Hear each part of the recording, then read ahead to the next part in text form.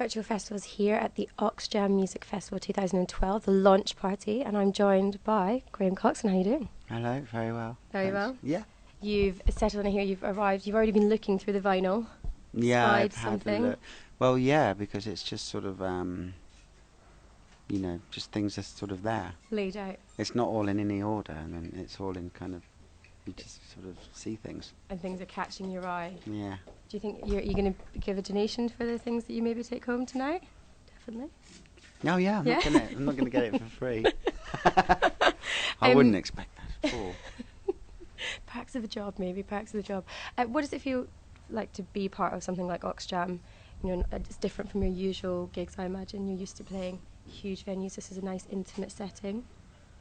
Well, I'm used to both, really. I'm used to smaller than this, really. I've Yeah? just been in Europe playing smaller than this, but they all said, the Oxjam shop there in Kingsland Road is huge. Bigger than the Dublin Castle and all that. So, yeah, it's great to be asked, I've been waiting a few years, see. So I've finally been asked, and yeah, it's gonna be lovely. I think it's gonna sound great. It's gonna be really loud. Going to be really loud. Nice. Yeah.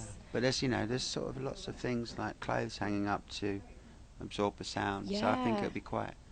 It should have quite a good acoustics, shouldn't it? It's purpose built, really. Purpose built. It's good, yeah. Is it important to you to be part of something like Oxjam that isn't just a gig? It's raising awareness and trying to raise funds for Oxfam. Definitely. Yeah, like I said, it's really nice to be asked and then be able to feel part of this sort of thing that's benefiting. Have you ever been to Oxfam, like in your years gone by? Do you have any fond memories of trips down to Oxfam stores? Any All the good time. finds? Yeah. I mean, I always still check Oxfams wherever I am. If I'm in a different area of London, I always check the Oxfam shop. Yeah. If I'm in Barnes or something like that, I go, you get the odd posh little shirt. And Yeah. tea cozy. Yeah. So I mean, it's brilliant because you always find bargains. I always tell people they should go to Oxfam and places like that because you do find things that I found some vinyl there that of something I downloaded on iTunes 2 weeks ago that I never thought I'd have, that I wouldn't be able to get on vinyl. No. I would never. It was probably been out of print for 20 years. Really? And you've just spotted it? Yeah. Lovely. And there it was. There it was. It was meant to be. It's good.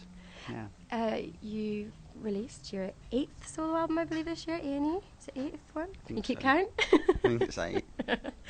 Will you be playing most of the tracks from that this evening, or will you be mixing it up? About half and half, I think. Yeah. Playing some old things too. Nice.